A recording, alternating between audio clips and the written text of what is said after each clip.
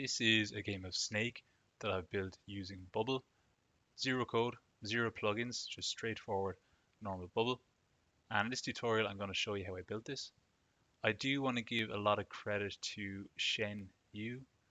One of his colleagues, Justin, posted a video of this game and Shen kindly made his editor available. So a lot of what I'm going to show in this tutorial is me reverse engineering what Shen built. So thank you, Shen. The first thing we're going to do is we're going to change some of the layout settings on the page itself. We're going to change the type of container on the index page to column, and we're going to change the width for the UI builder to 1280 and the height to 1000. This is just to give ourselves a bit more space. Next, we're going to change the actual background color of the page itself, and we're just going to make it black. I think this will work well when we overlay the display in a second. The next thing I'm going to do is just to drop in a group that represents a monitor or a display. And I'm going to style this as well. What we'll do is we're going to make this a column container. We're going to give it a fixed width of 480 and also a fixed height of 480. Next, we'll make sure this is aligned in the center of the page. And we'll put a bit of margin on top just to give it a bit of room to breathe. Next, we're going to set the background color of this display. We're going to give it a kind of gray color to represent the outline of a monitor that you might see. And we'll set the roundness of this to 20, just to give it a bit of a nicer feel.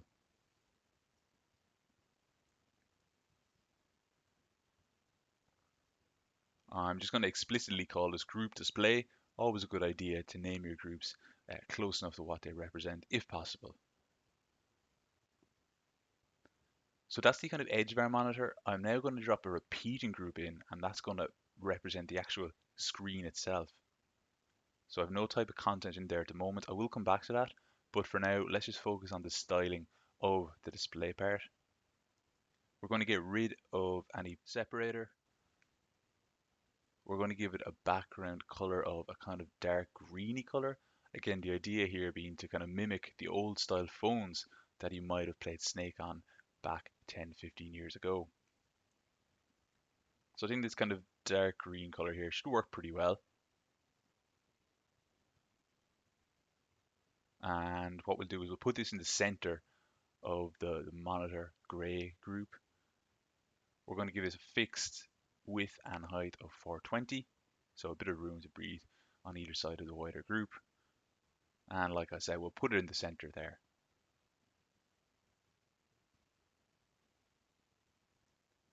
So let's just see how this is going to look.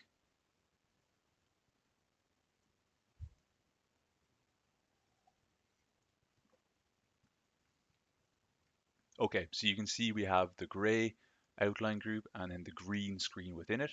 And the idea here is that we're going to have 14 by 14 pixels that represent the moves you might make in Snake. So think of 14 small boxes along the top and then 14 boxes going down the side, which is going to get us to 196 boxes in total. So we need something to actually represent these 196 pixels. And you'll see from my bubble editor that I currently don't have any data loaded in the repeating group. And this is going to be key. What we're going to do is we're going to create a data type called pixel. And we're going to load this up in the repeating group to represent the 14 by 14 group of pixels.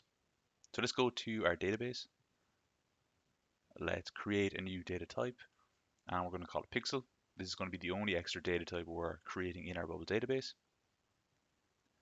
Let's create two new fields. I'm going to go into more detail on these later. The first one is going to be timer. It's going to be a number. And the second one is going to be called last move, also a number. So I'm not going to go into detail on what they do now, but they will be crucial in deciding how our snake moves. Going back to our bubble editor, we can now set the type of content in the repeating group to be pixel. We're not going to set a data source for it. We'll come back to that. We are going to give it a fixed amount of rows, 14, and a fixed amount of columns, also 14. So 14 by 14 gets us to 196, which again is our 196 pixels that I mentioned previously, 14 down the side here, and 14 across the top here.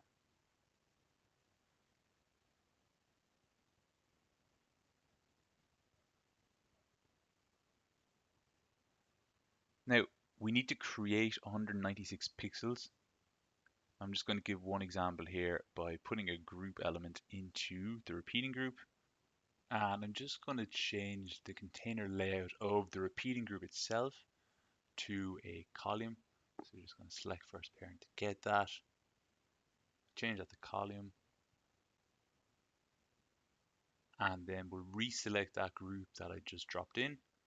We'll also change the width of this to 28. Before we do, let's change the container layout there to column, and then we get 28 by 28. And we'll make both of those fixed width and fixed height. The 28 by 28 size group should mean that 14 of them will fill the entire display across. Next, I'm just going to drop a text element into the group. This is just going to be for illustrative purposes, but I think it's useful. We're going to change the content of the text, current cells index. We'll just do some very quick styling on this. We'll change the color of it to white just to make it stand out on the green background. And then we'll go to preview just so you can get a sense of how this looks.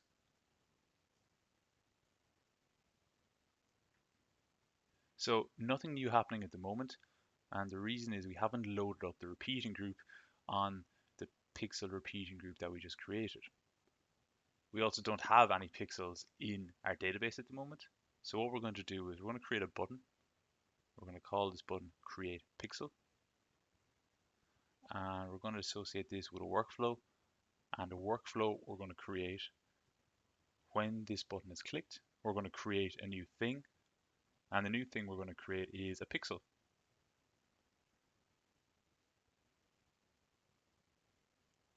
We could set the fields in terms of timer or last move, but we're not going to deal with that right now. So we'll just put a bit of a pin in that. We are going to add a second action, and it's going to be set at things slug. The thing we're going to change is the pixel that we created in step 1 of this workflow. And the reason we're setting slugs is just so we can count how many pixels are in the database. So what we're going to do is we're going to do a search for pixels, and then we're going to count how many pixels are already in the database. And that count is going to be the number used as the slug of each pixel. So let's go to preview. Again, we should be expecting a blank screen at the moment. And what happens when we click this create pixel button is you'll see a workflow has been triggered. And if we go back into our bubble database and look at the data tab, what we'll see is that under app data, we have now created our first pixel. So this is progress. You can see the number 1 next to that pixel. If we refresh our page, we're still actually not going to see anything because there's nothing been loaded up into that repeating group. If we go back to the design tab of our bubble editor,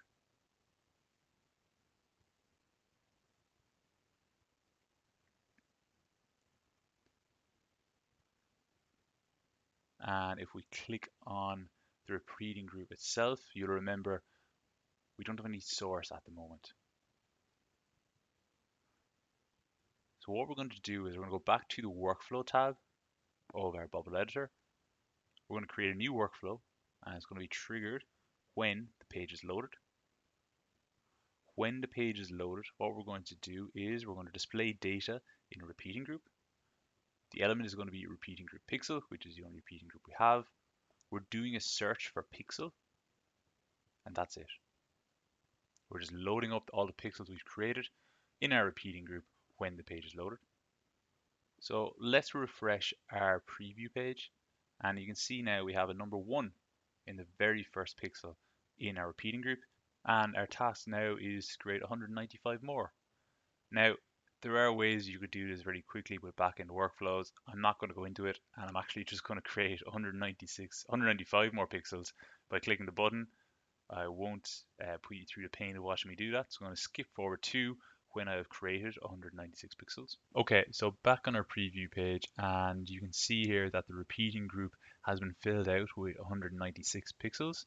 This looks a bit funky because I haven't given enough space to the text element, so I'm just going to change the size of that very quickly. so we can see it clearly. We'll go in here and instead of having it 14, we'll just put it down to 10. We'll reload our preview page and we should see a bit nicer formatting for that text. Okay, so you can see here we have our 14 pixels across the top. We can have our 14 pixels down the side. 14 by 14 gets us to 196 pixels. We're just going to go into our database just to highlight this again.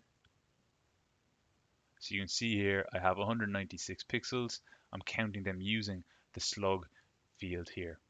Let's go back to our design tab. We can get rid of that button. We do not need to create any more pixels. And what we're essentially going to do is we're going to use some conditional formatting to highlight the cells that represent the snake and the snake's food.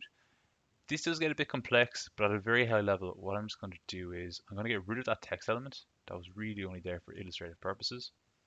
What I'm going to do is, let's just say we want the snake to take up the first 3 cells along the top here, so cells 1, 2, and 3. What we essentially need to do is come up with a condition that's going to say when current cell's pixel slug is a certain value, we're going to highlight the color of that. What I'm just going to do for this example here is I'm going to use a kind of static conditional. So what I'll do is background style, flat color, we'll just change the background color to some sort of dark navy. Maybe this one around here, that should do fine. Let's load up our preview page. Okay, so this cell here has been highlighted. What we want to do is come up with a set of rules that basically highlights the relevant pixels depending on a few conditions. So what we're going to do is we're going to need to build out a whole set of controls that controls the snake's movement. So before we start building out the control groups, I'm just going to remove that condition. We'll put in more dynamic conditions in a second. And the very first control group we're going to put in is we're going to put it here. And we're going to call this group game status. We're going to put in a text element in here. Put it in there. And we'll change the container layout of this to be a column. And importantly, we're going to change the type of content in this group to be a number. And in the text element, we're going to say game status. And it's going to be group game status's number. This is a bit confusing at the moment, but it will all become clear. We're just going to change the style of this text. We will make it white, again, just so it stands out on the dark background. And we'll just do some formatting of the group itself. Remove that style. No fixed width. Give a min width of 200. This isn't really important, but just to keep things consistent, fit height to content. Actually, no, I should have deleted that and left fit height to content on. I'll just put some padding on the group itself to make it look a bit neater. So back to layout, 20 on top, 20 on bottom, 20 on the left, and 20 on the right. And I'm also just going to make this text element take up a bit more space. Again, just small layout things here. So we won't make that fixed width. And we will put no min height and no min width. Okay, so what we're essentially going to do here is we're going to have 3 different values for game status. When the page loads, it's going to be on 0, which means the game hasn't started yet. So what I'm going to do is I'm going to go to workflow. I'm going to add to this when page is loaded workflow. We are going to display data in a group or pop-up. The group we're going to choose is group game status, and the data we're displaying is 0. So if we refresh our page, first of all, this should go away. We'll see our control group here at the top. And you can see here, game status is 0. And I'm putting in 0 to basically represent that the game hasn't started yet. And then when we do trigger the start of the game, this is going to change to 1. And when the game is over, we're going to go to -1. So just to represent the start of the game, and of course nothing has really been built yet. But if we drop in a button here just to say start game, so we put a button, put this in here, and we'll just call this the start game. And we add a workflow to this. We are going to display date in a group or pop-up. And again, the game status is going to be the 1, and we're going to change this to 1. Let's just make that slightly wider. Again, this isn't important because this isn't going to mean a final product, but just like to have things nice. So when we click the start game, we're going to change the status to 1. And that's basically going to trigger our snake to start slithering across the screen. So let's just click that start game. And you can see the game status up here changes to 1. We're also going to need something to end the game. So what we're going to do to end the game is we're going to change the game status to -1. So I'm literally just going to copy this button, paste it down. We're going to call this second one end game. Start edit the workflow. And just like this workflow here, in fact, we're going to copy this. So instead of displaying 1 in the game status group, we're literally going to display -1.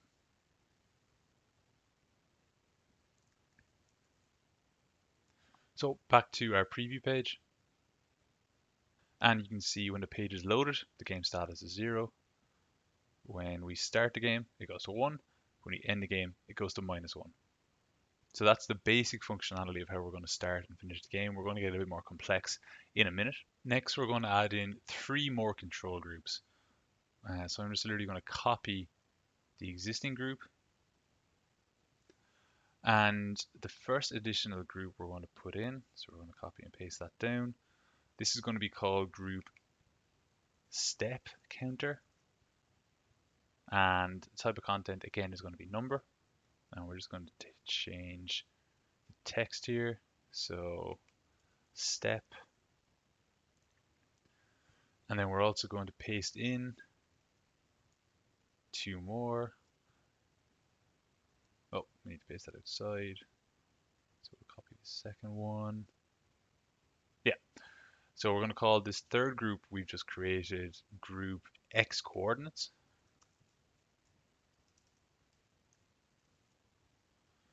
And again, we'll just quickly change the text here. X coordinates. And this one here, Y coordinates.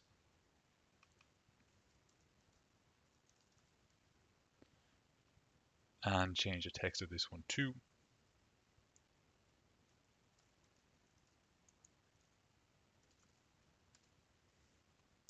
Okay, this is getting a bit messy here because if we see when we load our preview page, we have to go down here to click start and we can't really see everything, which is a bit annoying. So what I'm actually going to do is I'm going to put all these in a group.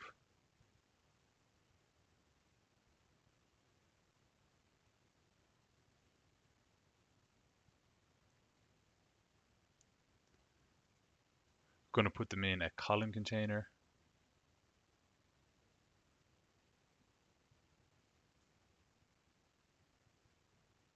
And we're just going to call this group control. And then what we're going to do is we're going to change the layout here to be a row. And then what we'll do is, maybe that's not the best way to do it actually. Yeah, I think we'll leave it as column. And what we'll just do is we'll take that group we just created. In fact, we'll just do it in the element tree here, it might be a bit easier. So we'll take group control and group display.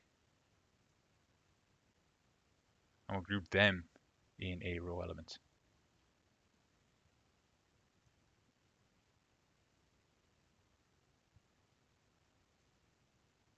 And then just so they're not completely spread out, what we can do is,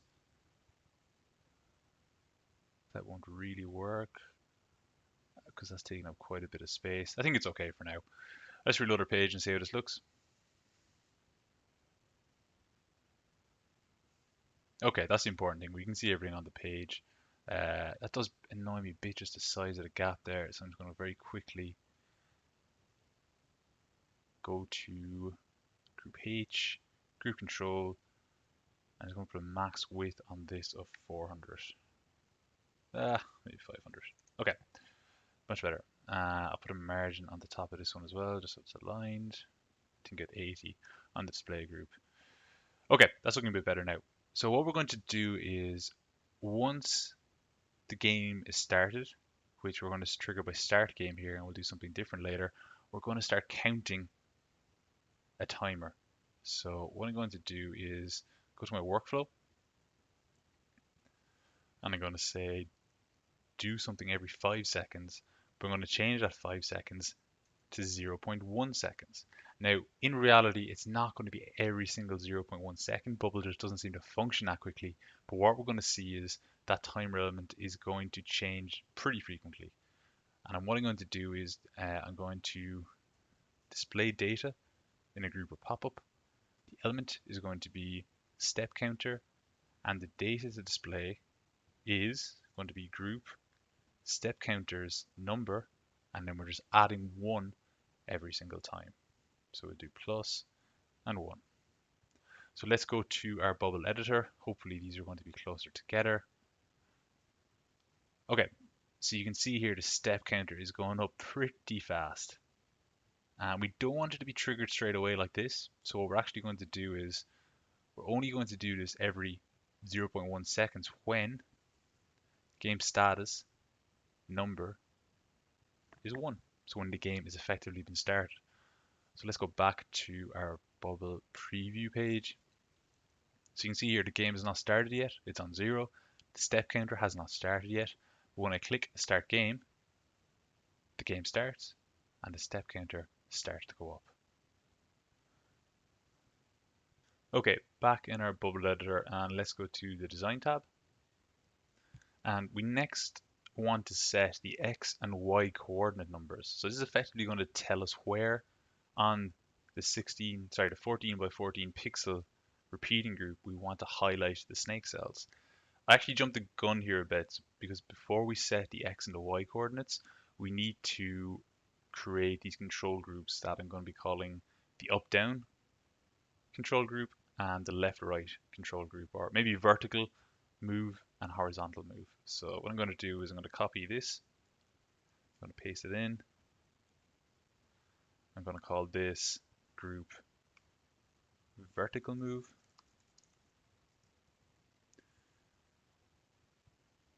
Change this to vertical move. Take this group, paste it down, and we'll do the same thing for horizontal move.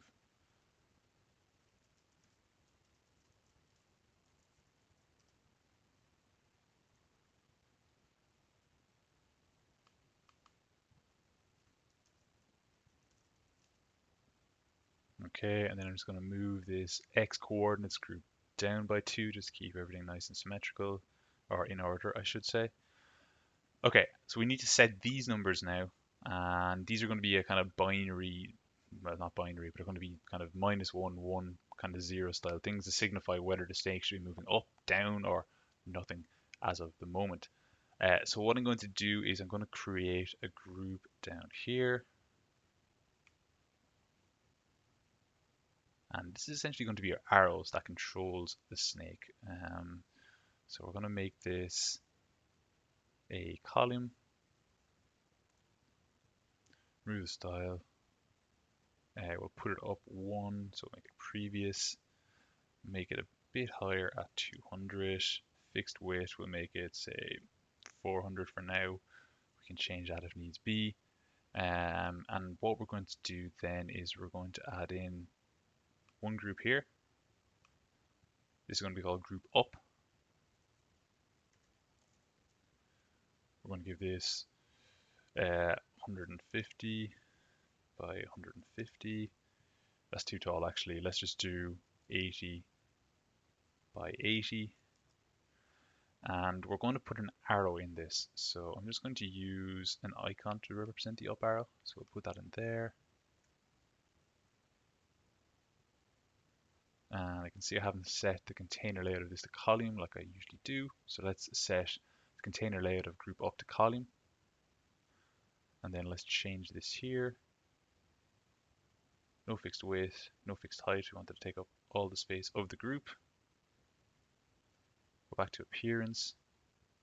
And I'm just going to look for an up arrow here to represent, well, the up button, as you might have guessed.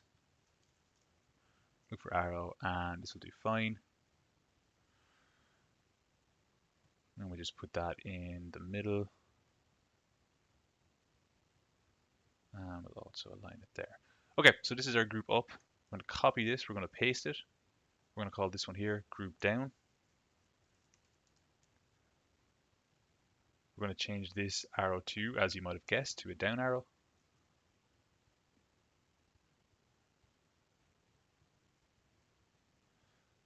I'm going to copy it 2 more times for group left and group right. Copy that, and copy that. So we'll do this for left. And we'll call the parent group here group left.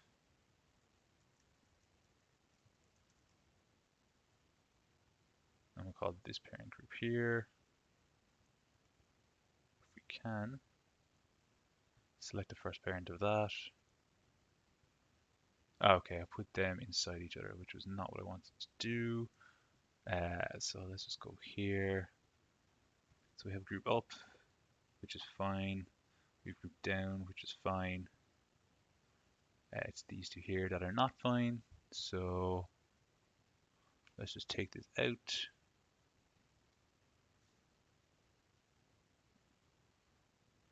Perfect. Then we'll call this one here group right. And we'll change this to the right arrow.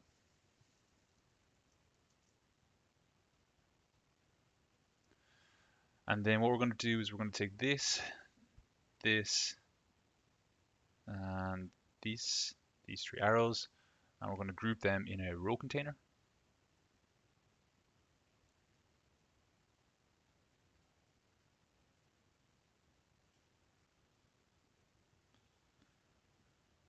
So that does not seem to be fitting for whatever reason.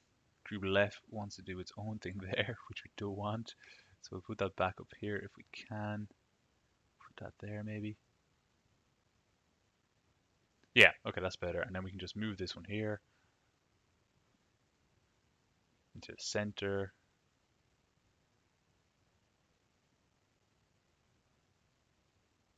We want to push the arrows in here, also in the center.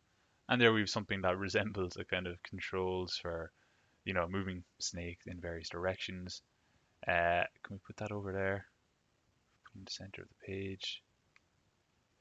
Okay, it's not going to be perfectly aligned because we have all this going on, but it's okay for now. So let's just take a quick look at our preview page.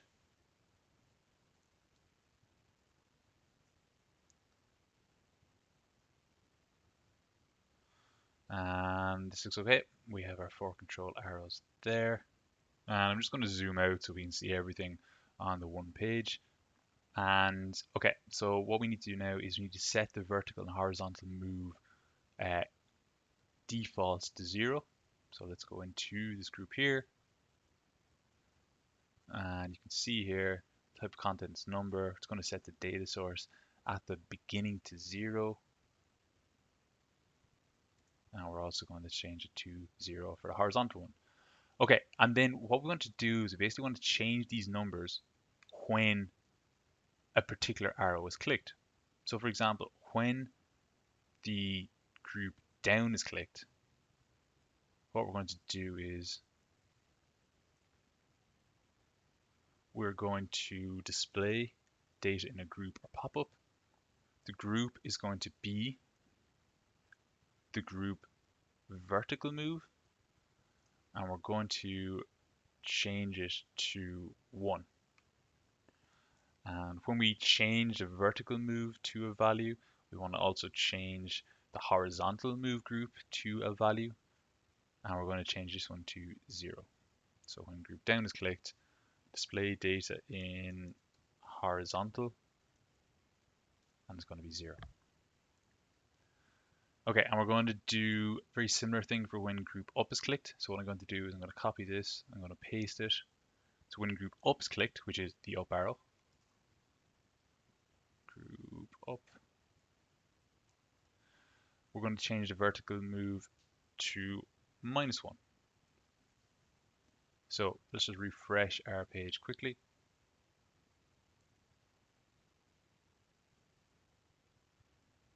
Okay, so vertical move and horizontal move start off on zeros, and when the down button is clicked, you can see the vertical move changes to 1. When the up button is clicked, it goes to -1. We're going to want to do the same things for the left and the right arrows, so let's do that now. Go back to our design editor just to make this really obvious. So let's go to group left. I'm going to start and edit that workflow. So when group left is clicked, what we're going to do is we're going to display data in the horizontal one. And the data is going to be -1. And we're also going to reset the data in the vertical move to 0. And then we're going to do the inverse for group right. So we'll copy this, we'll paste it. And instead of group left, we'll have group right. And instead of having -1, we're just going to have 1. And again, we'll leave that as 0 for there. What I might do is I'm just going to color these in to make it obvious that they are the buttons essentially.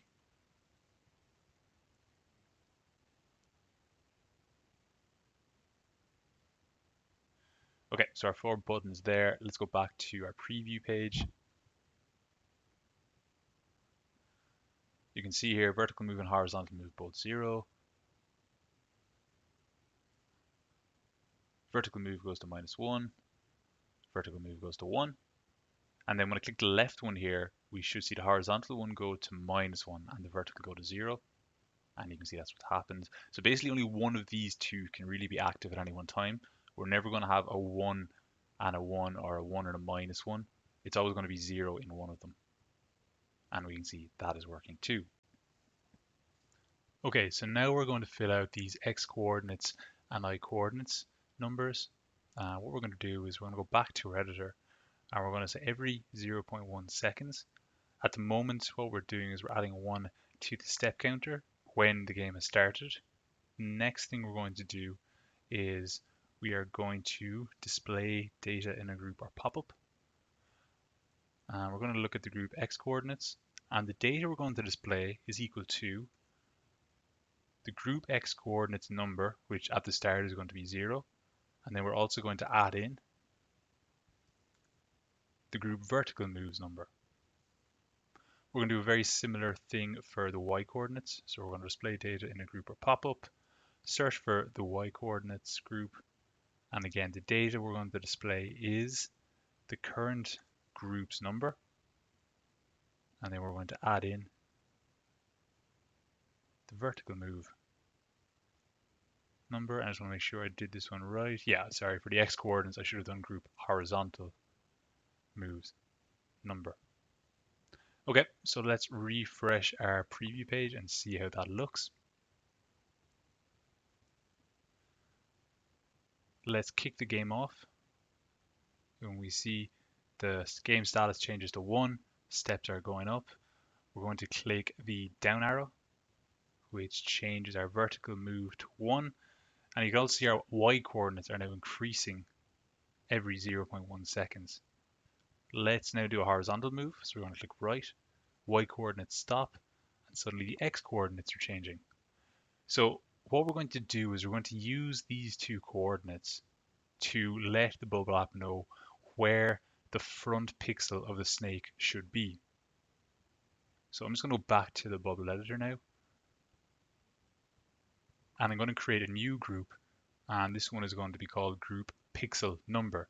So we're trying to identify a specific pixel out of these 196 pixels, that's going to be the lead pixel of the snake. So we're going to call this group here group pixel number.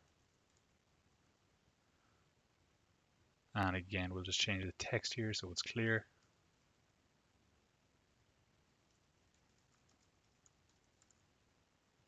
Now, it takes a bit of math to figure out exactly what pixel number is going to go in here, but nothing too difficult. So if we go back to the workflow tab of our bubble editor, and we go into the do every 0.1 seconds workflow, what we're going to do is, once again, we're going to display data in a group. The group is going to be group current pixel, group pixel number, and the data to display is going to be the group y coordinates number minus 1 multiplied by 14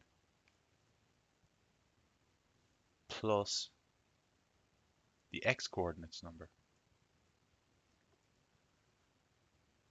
So just to go over that formula again, the y coordinates number minus 1 multiplied by 14 plus the x coordinates number. Now, if we refresh our bubble app,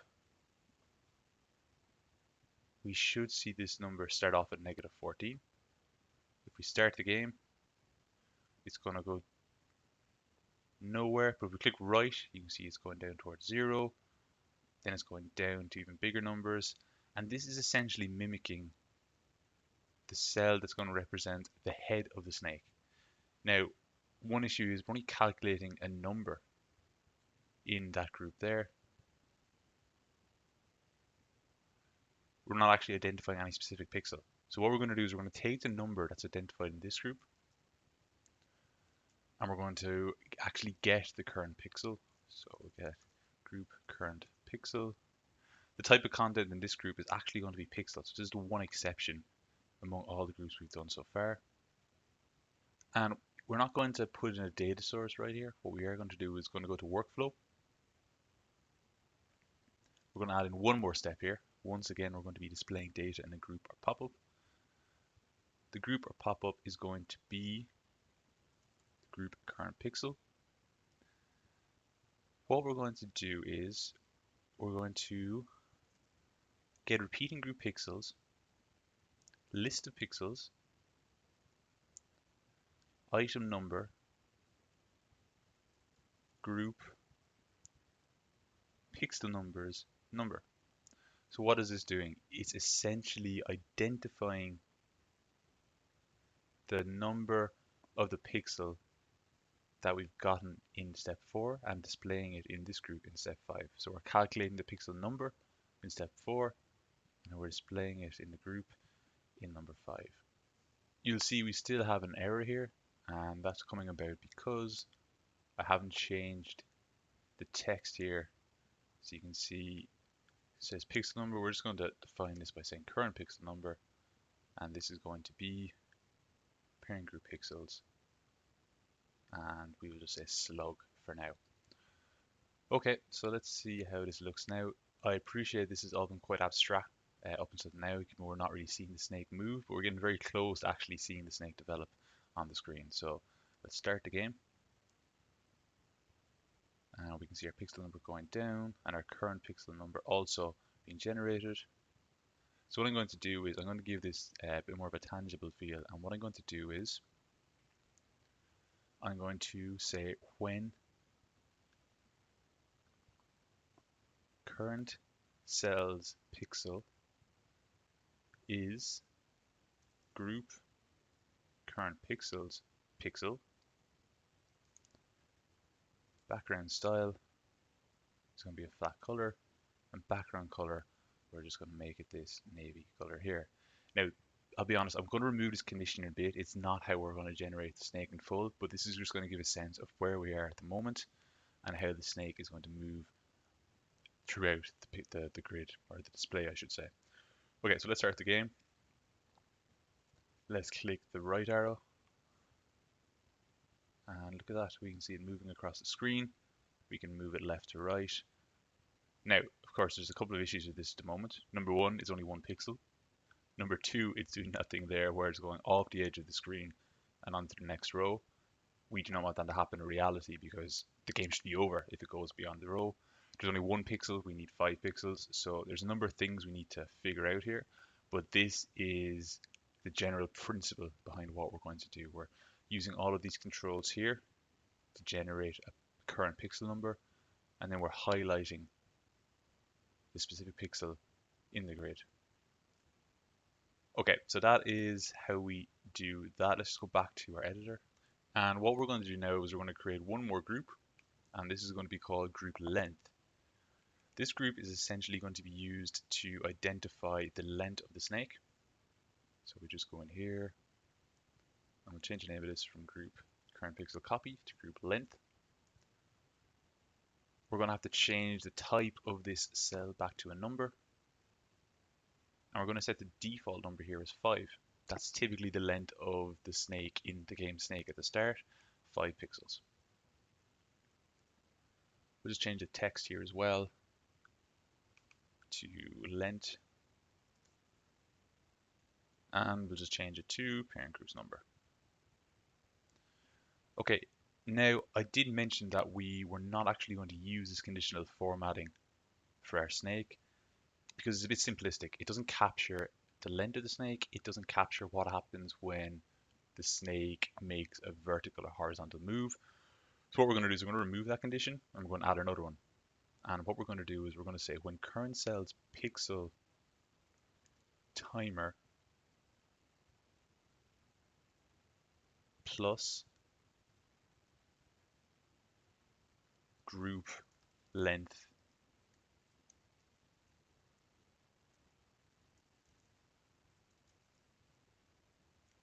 number is greater than group step counters number, that's when we're going to highlight the cell. So I'm going to explain the logic behind this in a second. Let me just put in the background colors there, background style, flat color, background color. We can tidy this up in a bit. We'll just go with that navy color for now. Okay, so what am I doing here? I'm taking this pixel timers field, which you haven't actually used yet. I'm adding the group length number to it. And I'm saying when it's greater than the step counter, which is this thing here, then we're going to highlight the cell. So we need to build in a workflow to make this work. I'm just going to refresh the app and show how it looks at the moment. It's going to be gibberish. It's just not going to function.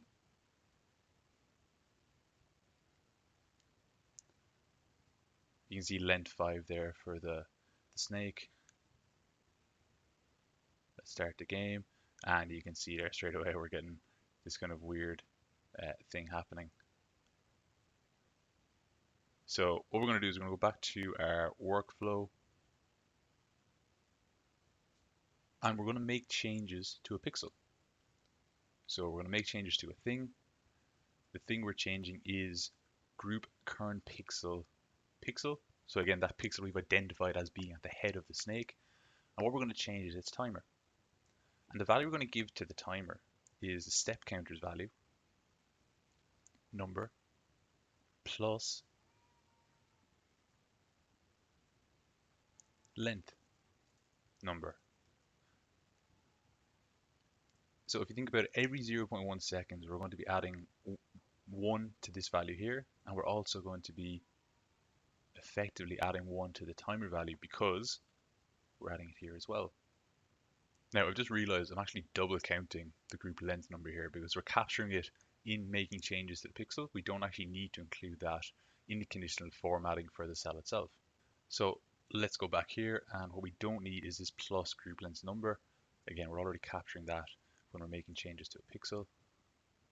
So we're just going to leave that as when current cell's pixels timer is greater than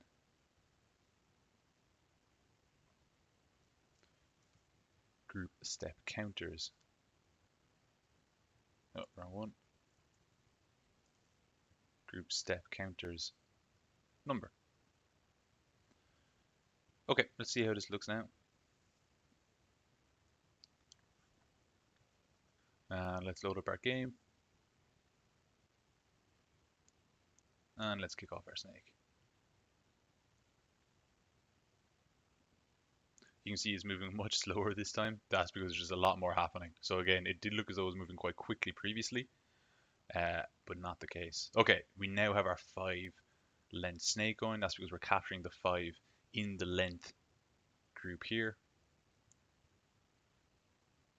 You can see we still haven't mastered what happens when it goes to the edge, but we can work on that in a bit. We can direct our snake. We can go left. We can go back up. Now I'm going to click down here, and that should not work out. You know, in the traditional game snake, you can't go up and down if it already is up or down. So I realize now that we did something earlier that affected that. That was, we go back to our workflow. You can see here for when down is clicked,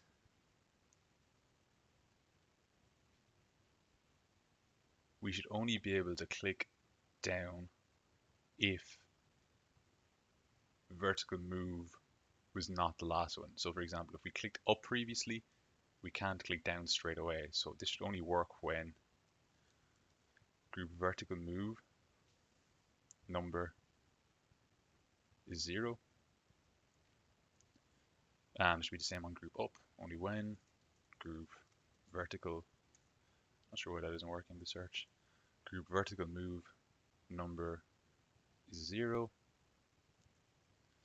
And similarly, group left and group right should only be triggered when horizontal move is 0. So we'll do group horizontal move number is 0. And I can just copy that expression. And I'm also going to put that into group right.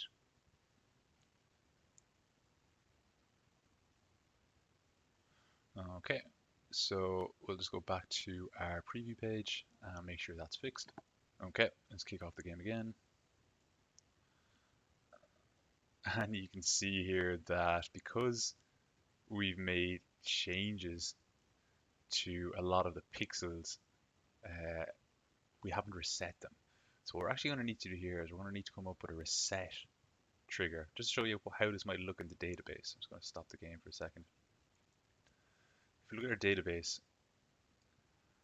I've played this game, and if we go into app data, we'll see that these timer values here, some have been triggered, some have not. If I load up the entire database, we should see more. Okay, so that's nearly all of the database. And if we go to timer, yeah, you can see here some timer values have been triggered, and they're basically the values here in blue. So basically every time we play the game, we're going to change the timer values of some of the pixels, and you can see they're even changing now because this game is actually active. So what we're going to do is we're going to need to trigger a reset game event. So I'm going to go into my database, sorry, I'm going to go into my workflow tab, and I'm going to create a custom event. And the event name is going to be called reset game. And we're going to make changes to a list of things. The type of things we're going to change are pixels, and the list is going to be repeating group pixels, list of pixels. We could also just search for all pixels because we're always going to have 196. What we're effectively going to do is the timer value is going to go back to 0. So what we can do is when the endgame button is clicked, we can trigger a custom event, and the custom event is going to be the reset game. So let's reload our editor.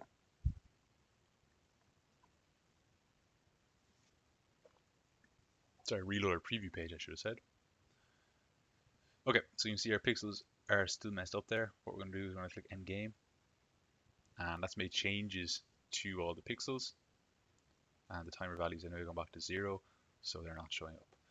Okay, now where we originally were going with this was we wanted to make sure, let's press start game. We wanted to make sure that you couldn't, if the snake was going right, it couldn't reverse and go left. And similarly, if it was going down, it couldn't reverse and go up. Okay, so our snake is now reaching the screen. So it's going right at the moment, and what we shouldn't see happen is it being able to go left. And you can see that's working now. And if we tell it to go down, we shouldn't allow it to go straight back up because it'll be going in on itself. Okay, so that seems to have worked pretty well.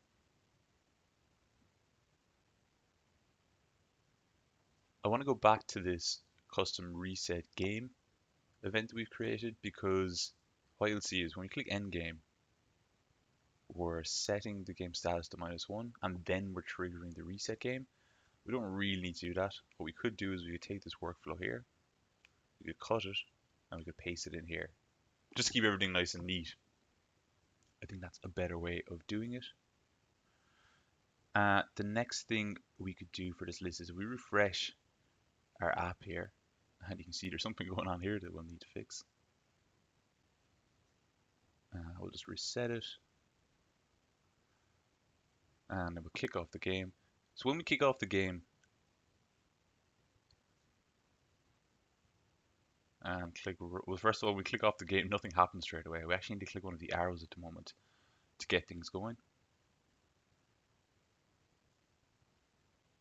And you can see the pixel number is slowly going down to 0.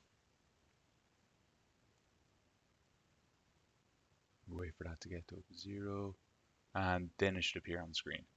So that does work, but I don't like the fact that we press start game and nothing happens. I don't like the fact that we have to wait 14 seconds for everything to arrive on screen. And I don't like the fact you actually have to press an arrow button to get the snake moving in the first place. So we're going to work on that now. And what we're basically going to do is in this reset game event, we're essentially going to set the defaults that mean the snake is going to be going straight away. So when we reset game, we're displaying we're putting -1 in the group to indicate that the game is over. We're setting the timer value of all the pixels to 0. We're then going to set the defaults of the step counter group. So we're going to go display, date in the group pop-up. The element is going to be group step counter. We're going to set that to 1. And we're going to set the length of the group length as well to 5. Now, this may be confusing because you may remember we've already set the default value of group length to B5. And we haven't done anything to change that at the moment. So I'm getting a bit ahead of myself, but I think it's important to have it in there for later as well. The next thing we're going to want to do is we're going to want to highlight the first 5 pixels of the snake. So we're going to want to get 1, 2, 3, 4, 5 to be highlighted automatically. So what we're going to do that is we're going to make changes to a list of things. The list of things is going to be a pixel. We're going to do a search for pixel. And we basically need to find out a way to only change the timer value of the first 5 pixels. So you might remember that if we go back to our design tab, the condition we're using to highlight the pixels is when its timer value is greater than the step counter's number, we're going to highlight them. And if we're resetting the step counter value to 1, then we're going to need to take the first 5 pixels up here and give them a value of greater than 1.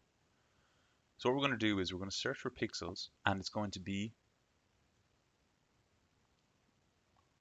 items until group lengths number. So this is essentially getting us the first 5 pixels in the group, the first 5 pixels out of our database. And what we're going to do for those is we're going to set the timer value to be equal to group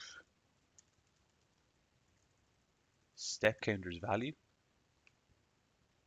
which is going to be essentially 1. And then we're going to add in this pixel's slug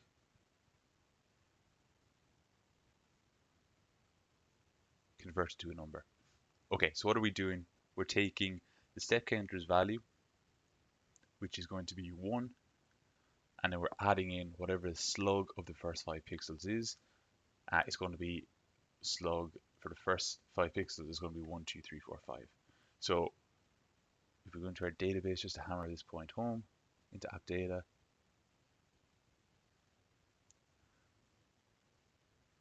we haven't loaded up the entire database yet, but if we load everything up,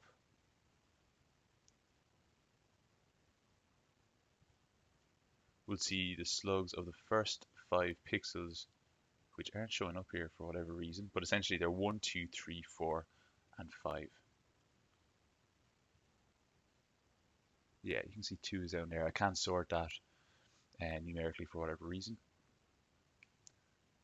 So we're essentially going to take the first 5 pixels here and give them the value 2, 3, 4, 5, 6, because that's greater than the group step counter. They should be highlighted by default. Okay, let's take a look at this and see how we look.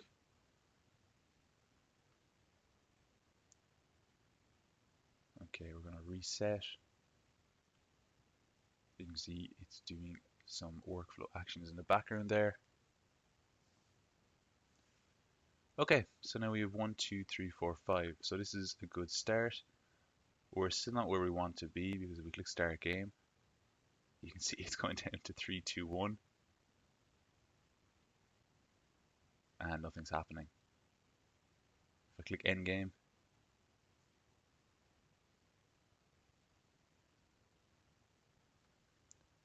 and I click start game and go left, the pixel number is counting down. So this is our issue now. The pixel number still starts at -14, which is of course an issue. So the next thing we're going to do is we're going to set the y coordinates at the start.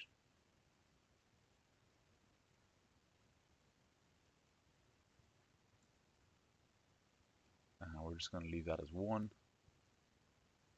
And for x coordinates,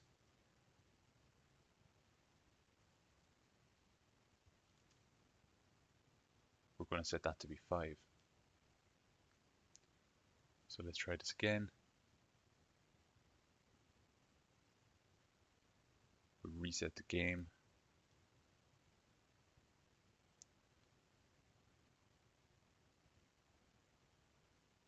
Okay, we can see now that our x coordinates are 5, our y coordinates are 1, and importantly, because of this, the current pixel number is also 5. So this means instead of starting at -14, it's starting at 5, which is a much more realistic way that you would do it. Click start. We're still getting this behavior of it going to 0. If we click right, it actually does work. So we're nearly there. If we go back to our editor, what we want to do to fix this problem is when the start game button is clicked, we want to set the horizontal move to 1 straight away. We don't want to wait. So we do group horizontal move, we set that data to 1, and we refresh again.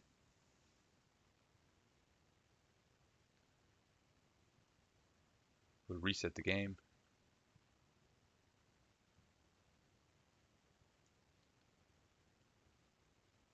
Okay, so this is what we want. Pixel number is 5, the length is 5, x coordinates are 5 over here, y coordinates are 1 for 1 row down.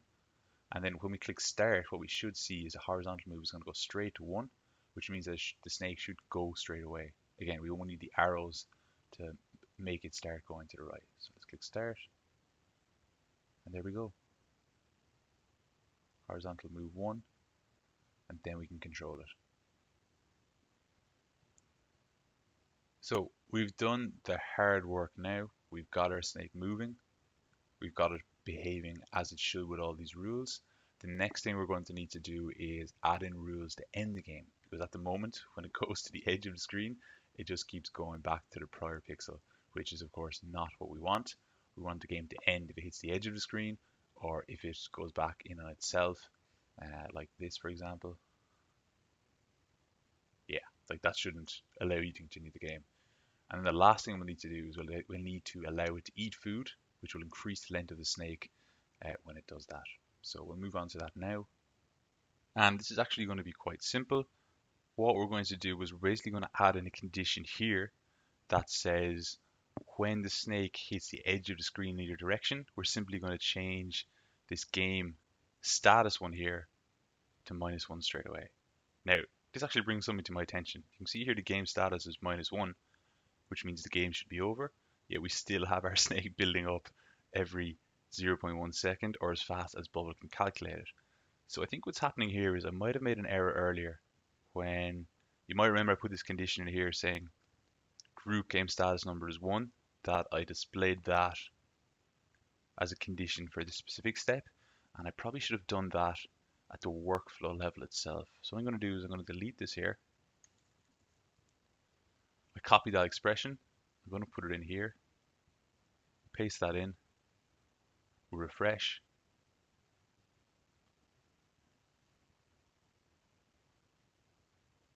We'll reset the game, and I might actually take this opportunity that instead of this being triggered by the end game button, it might also be triggered just when the page is loaded. This means that we won't have to manually press it every time.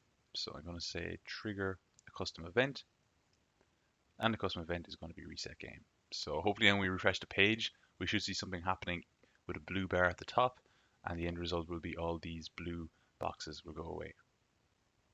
So give that a second. Yeah, okay, it took a second there. I'm just going to refresh in a minute again to test it out, but let's just go forward for now.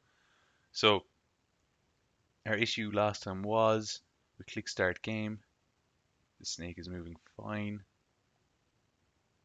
and then when we click end game, we're triggering that event there. And that is what we want. Okay, previously it would have kept going even though we had triggered endgame. So happy enough with that. But anyway, back to the issue of triggering a kind of end game state. So what we want to do is once the snake y coordinate goes beyond 14, which is going to be what's happened here. Once that goes to a number that we're not comfortable with, and sorry, I should say x or y coordinate. So if we go down there, we can see the y coordinate is going down. 12, 13. If that goes to 15, I want to trigger some sort of, end game state. So the reality is these should never actually go above 14 or below 1. So what I'm going to do is I'm going to go in here and I'm going to say every 0.1 seconds again, we are going to change, or we're going to display data in a group or a repeating group pop-up. It's going to be game status, and we're going to send it to -1, but we're only going to send that when group y coordinates number is greater than 14 or group y coordinates number is less than 1. So let's refresh this. You can see here the pixel number went so big it went off screen. Okay, so give us a second to reload. Okay, now that the game has reset itself, we can start the game. And when we see the y coordinates go down here to 15, we should see the game status go to -1, and the whole game will just stop. So let's see if that works out. Yeah, okay, you can see game status has gone to -1, the snake has stopped moving, and everything else has stopped moving as well. You can see we can't click any buttons, so this is working as expected. What we'll do is with end game, which again is triggering that reset game custom workflow that we built. We have our snake again. What we're going to do this time is we're just going to test it on the way up. So we'll click start game, and that's definitely not what we wanted. Okay, it's end game there.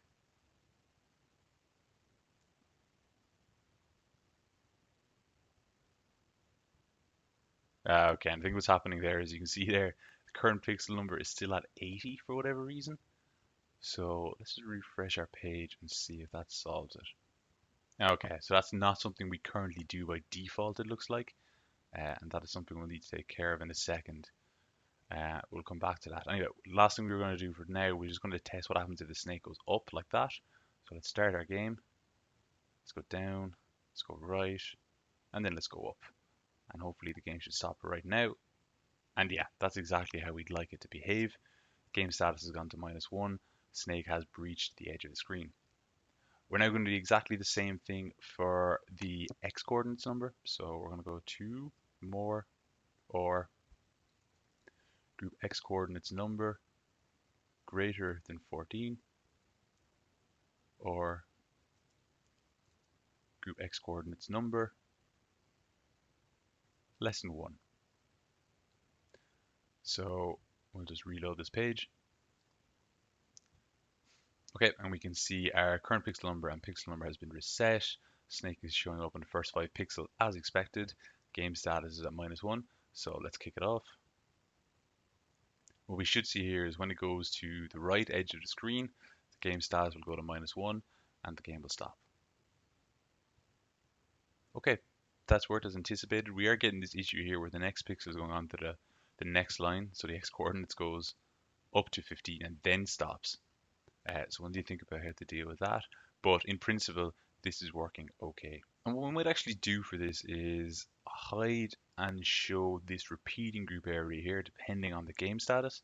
And what we could do then is show a game over screen in its place. So I'm going to go back to my bubble editor. And what I'm going to do is I'm going to click on the repeating group here.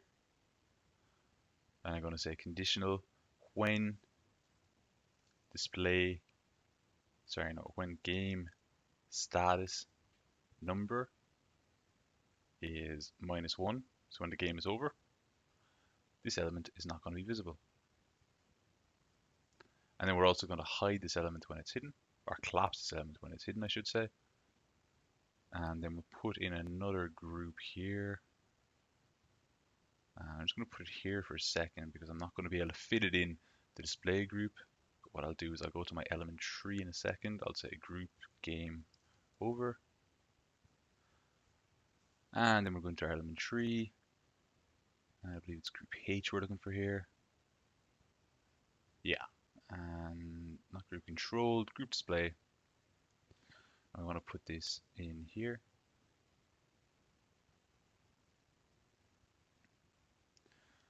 And let's just get the dimensions of this. We want it to match the repeating group pixel. So 420 by 420. So we'll go up here. We're going to make this a column. It's going to be 420 by 420. And you can see this is causing issues straight away, but that's okay. We will fix that. Put that there. And then we're going to say this element is not visible on page load. And then we're going to say when game status's number is -1, then it becomes visible. And we'll also collapse this when it's hidden. And then we're just going to drop a piece of text in the middle of it to say game over.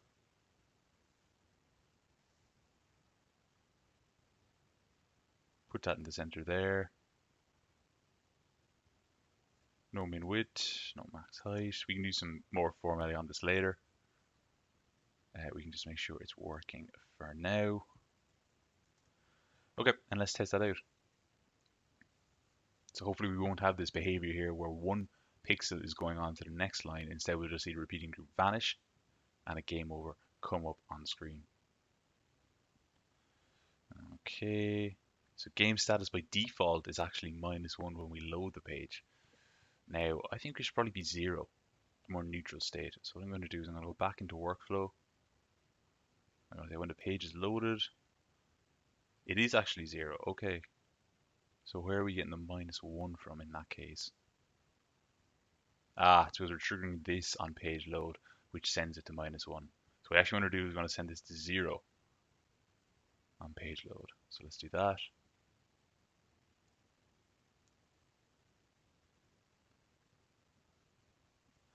Okay, game started starts off as 0. And then when we go to start game,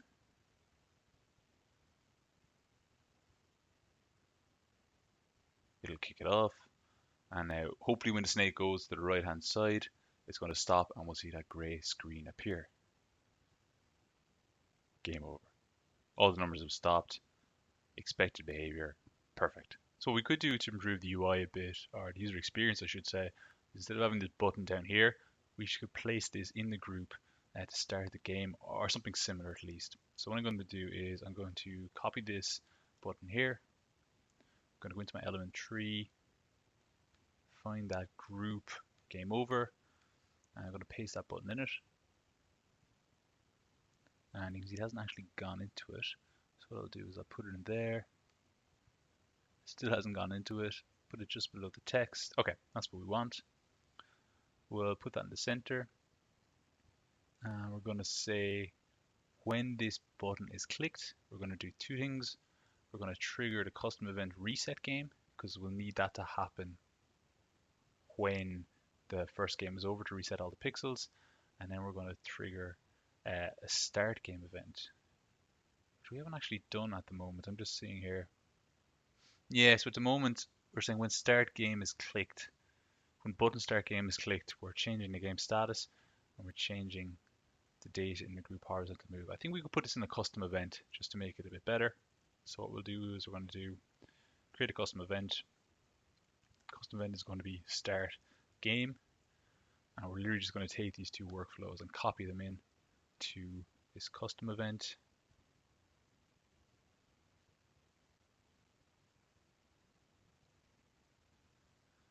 And then we can delete them from here. And instead, we'll just say trigger a custom event. And the event is start game. And this is the second button. It's getting a bit confusing here, but the second start game button is the one that's actually in the gray group that's in group display. And again, we can just trigger a custom event and we'll do start game. So let's just make sure that's working.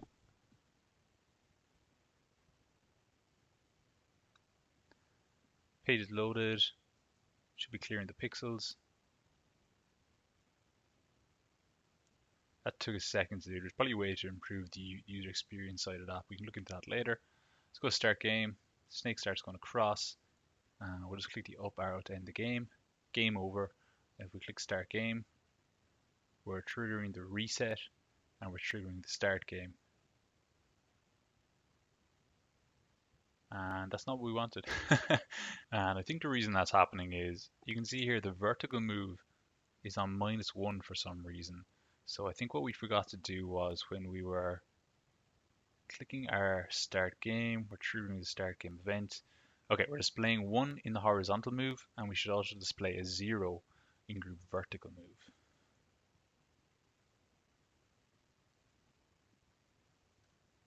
So let's reset our game and see if that works out now.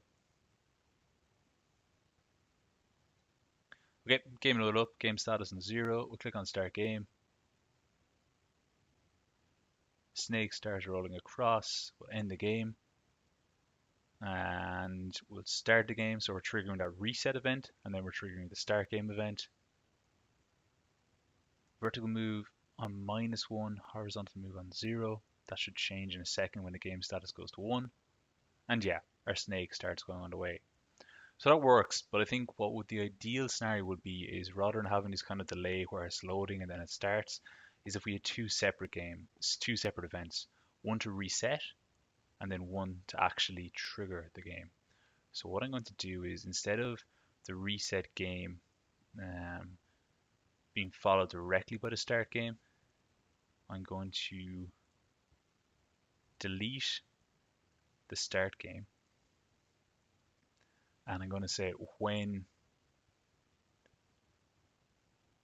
the status is -1 or 0, it's going to be visible.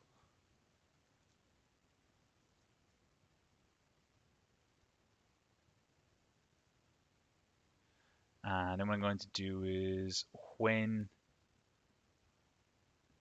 text game over, when the status number is 0, the text is going to read start game. And then we'll change this button down here. Instead of saying start game, it's going to say reset game.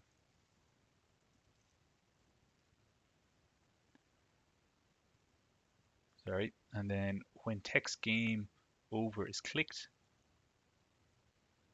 it's going to trigger the start game. Now, importantly, it's only going to do this when the game status is 0.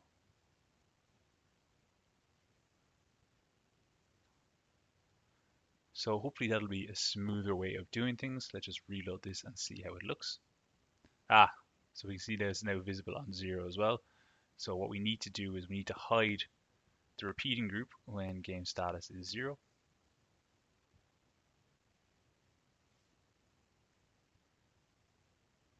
So we'll put in an OR here.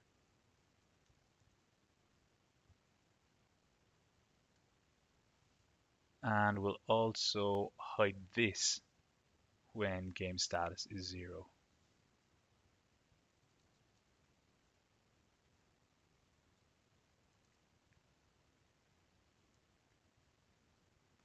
And we'll also collapse when hidden. Okay, let's check this out one more time. Looks a bit jumbled there at the moment, but hopefully it should be a bit smoother. Okay, so here we go. Page loaded, start game. That triggers the start game workflow, which is going to change the status from 0 to 1. Our snake kicks off. Click the up arrow. The game is over. We go to reset game. That triggers the reset workflow. We can see something is happening here. And that's going to reset the coordinates. Then we can click start game and we're off again. So I'm much happier with that at the moment. Okay, the next thing we need to do is we need to figure out a rule so that when the snake kind of eats itself, it's also going to trigger the end of the game. Because at the moment, if we go down and then left and then up, the snake goes in on itself. That was a bad example because the game ended itself, but we need to figure out a way to express that. And the way we're going to express that is we're going to go back to our original kind of endgame rules in the workflow tab, which are under this workflow here. And we're going to add in one more. And we're going to say when group current pixels timer value is greater than group step counter's number, that's also going to be triggered. So I'm going to go show how this works. Okay, so we'll start the game. You can see it's loading up there. And maybe that shouldn't be surprising because we've just put in a condition that says when the current pixel value is greater than the step counter's value in the game, and that is of course the default at the moment. So what we're going to do is let me just zoom in here a bit better. I think the issue was we're putting the rule group right after we make changes to the pixel, and in reality we should be switching them around. So let's just reset that and see if that makes the difference we need.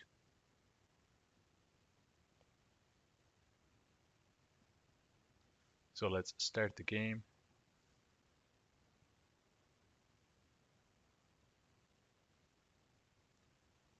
That works fine. We'll end the game. We'll reset the game.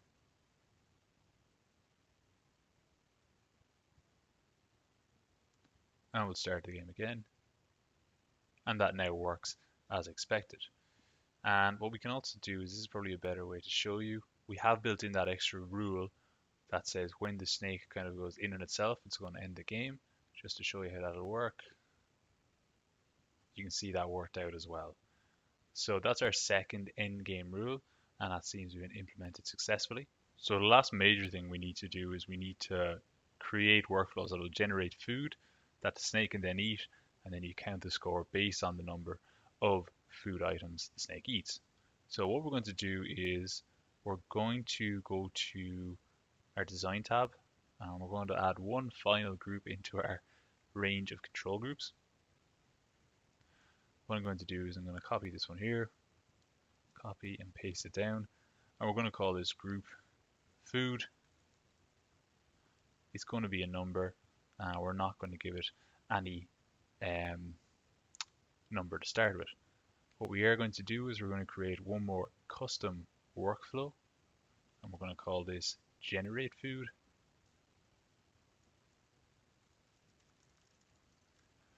And all this is doing is it's displaying data in a group pop-up.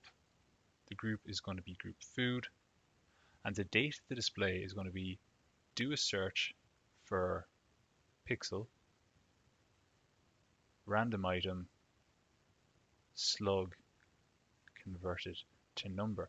So we're essentially taking one of the 196 pixels and using that as a reference for what number we're going to display in group food.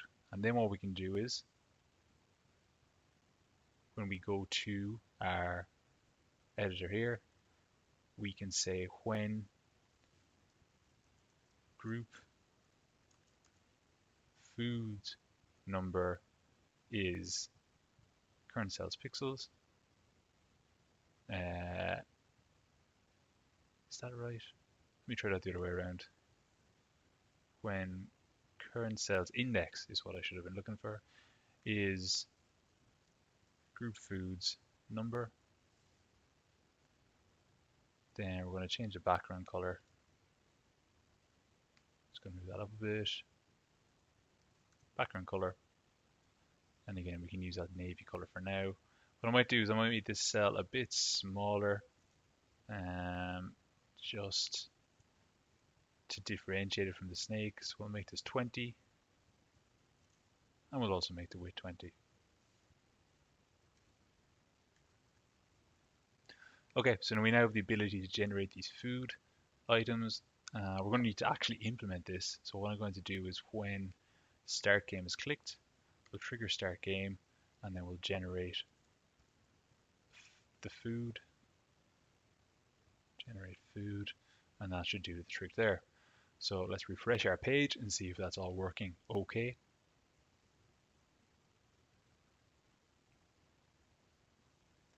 Let's start the game.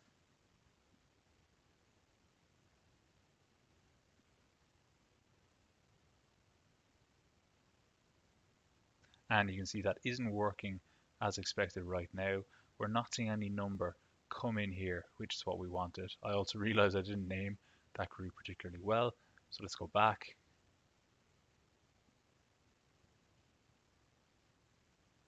And let's change this here. Group food number. And we'll just say food and parents group number. So let's have a think about why this isn't working. We're generating food. We're displaying data in group food. And that all looks fine. We're clicking the start game button. And we're generating food. But what we haven't done here is, yeah, I understand what's happening now. So we started the game by clicking the text rather than by clicking the button there. So we did actually have the right approach. So what we might do is just instead of having generate food here, we might actually put this in the start game event. So you're triggering one custom event from another custom event. So let's go here and let's go trigger a custom event. And this time we'll generate food from here. So let's try that again. We'll start the game.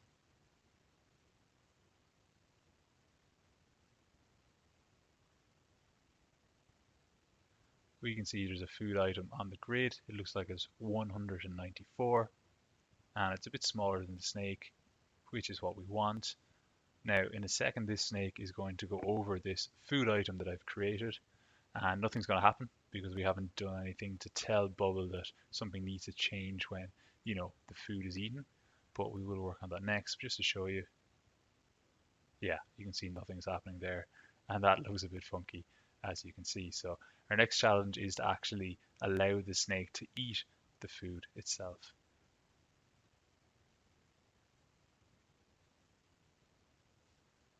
And the way we're going to do that is we're going to create one more custom event, and this one is going to be called eat food. And what we're going to do is we're going to display data in a group or pop-up. The group is going to be group length. And what we're going to do is we're going to take the current length and we're going to add 1.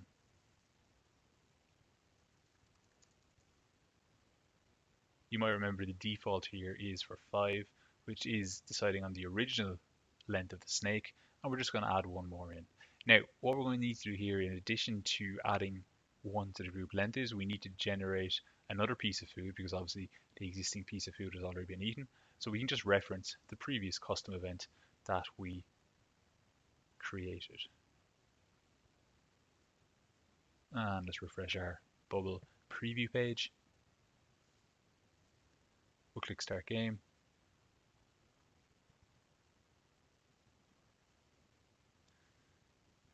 We'll try and eat that piece of food there that's been generated.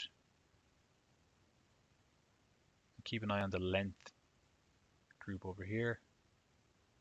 That's eaten. And then nothing is actually happening. So we created that event, but it seems very obvious to me now we didn't actually trigger it anywhere in the workflow. So we'll need to do that now. And the way we're going to do that is this every 0.1 seconds workflow. What we're going to do is we're going to trigger a custom event. The custom event is going to be eat food, but we're only going to trigger this when group current pixels pixel that's not exactly what we want. Group pixel number. That's what I should have said.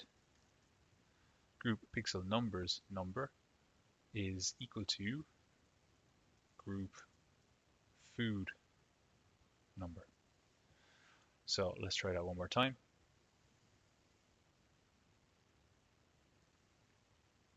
Start the game.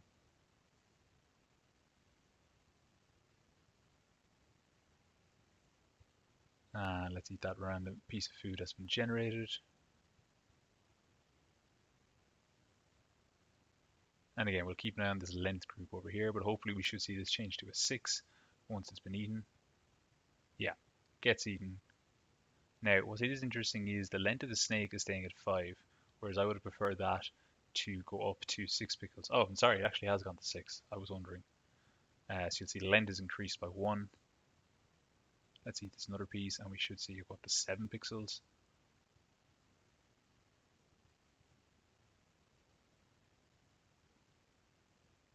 Yeah, and you can see now we're going to be at 7 pixels,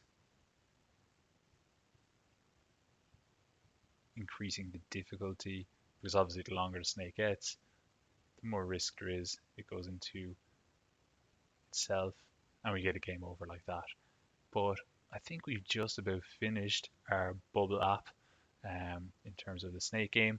One last thing I want to do is I want to just keep score of how many pieces of food we're eating. So what you could do for this is something really simple. You could create one more group, and I know I said the last group was going to be the last control group we created, and that was true, because this is going to be slightly different. What we might do is we could put this in here, and not exactly where we want it. What we'll do is we'll take this, we'll call it group score. Default number is going to be 0. And then we're just going to change text here to current score. And we can move this just maybe down underneath there. We can center it. Doesn't seem to be working. Because it's the text itself, of course, that we need to center. So let's do that. And that looks as though an overlapping repeating group at the moment. In reality, it won't, because that's going to be hidden at the various times when this is visible.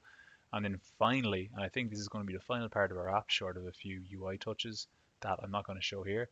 What we're going to do is every time eat food is triggered, we're going to display data in a group or pop-up. It's going to be group score, and it's going to be group score plus 1. Number plus 1. So let's refresh, potentially for the final time. We will click Start Game.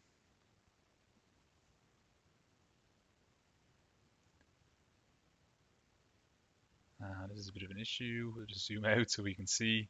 I will tidy up the UI at some stage. Current score, you can see, went to 1 there.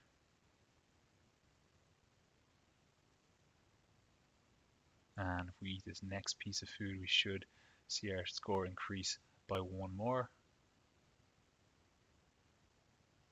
And then if we hit the edge of the screen, that is game over. That is how you build Snake with Bubble. What I'm going to do is I'm going to tidy up the UI of this, but I'm not going to show everything in the video, but I will leave a link to the editor just so people can view it if they want to. Hope this has been useful, and if you did find this useful or enjoyable, I'd appreciate it if you did subscribe to the channel and like the video.